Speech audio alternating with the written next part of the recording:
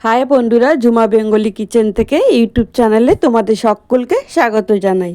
আজ নিয়ে চলে এসেছি পেঁপের বিচি দিয়ে দারুণ একটি ইউনিক রেসিপি, যা গরম ভাত কিংবা পান্তা ভাত দুটোতেই কিন্তু খেতে লাগে খুবই অসাধারণ। পেঁপে দিয়ে তো আমরা অনেক রকমের রেসিপি বানিয়ে রান্না করে খেয়ে দেখেছি, তবে এইভাবে একদিন পেঁপের বিচি ভর্তা বানিয়ে খেয়ে দেখো তো, আর কেমন লাগলো সেটাও কমেন্ট বক্সে জানিও। তাহলে চলো দেখা যাক। রেসিপি শুরুতেই আমি কড়াইতে প্রয়োজন মতো সাদা তেল অ্যাড করে ফোড়নে দিলাম কালো জিরে, রসুন, কাঁচা লঙ্কা ও কেটে রাখা পেঁয়াজ। এখন এই সব উপকরণগুলো একটু নেড়েচেড়ে ভেজে নেব। রান্নার শুরুতেই বলি বন্ধুরা, যদি রেসিপিটি ভালো লাগে তাহলে একটি লাইক দিয়ে পুরো ভিডিওটি দেখার অনুরোধ রইল। এখন দেখো 2 মিনিট হতে চললো। কাঁচা লঙ্কা, পেঁয়াজ, রসুন, কালো জিরে বেশ ভালোভাবে ভাজা হয়ে এসছে। আর এই সময় দিলাম কাঁচা পেঁপের বিচিগুলো। তবে এখানে পাকা পেঁপের বিচি দিলে কিন্তু মোটেই ভালো হবে না খেতে। কাঁচা পেঁপের কচি সাদা দানাগুলোই কিন্তু খেতে ভালো লাগবে।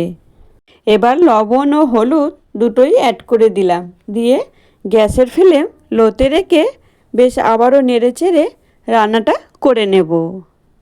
তবে এই পেঁপের বিচির ভর্তা কিন্তু খুবই সহজ আর খুব তাড়াতাড়ি কিন্তু রান্নাটা করে নেওয়া যায়। খেতেও কিন্তু দুর্দান্ত লাগে।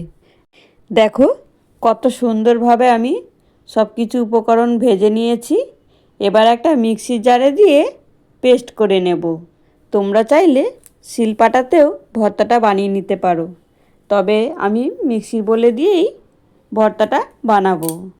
এর মধ্যে কিছুটা আমি কুচিয়ে রাখা ধনেপাতা অ্যাড করে দিলাম। তবে দেখবে যে কোনো বাটা কিংবা ভর্তার মধ্যে যদি একটু কাঁচা সর্ষের তেল কিংবা যদি একটু ধনেপাতা পড়ে তাহলে কিন্তু বাটা ভর্তার স্বাদ দ্বিগুণ বেড়ে যায়।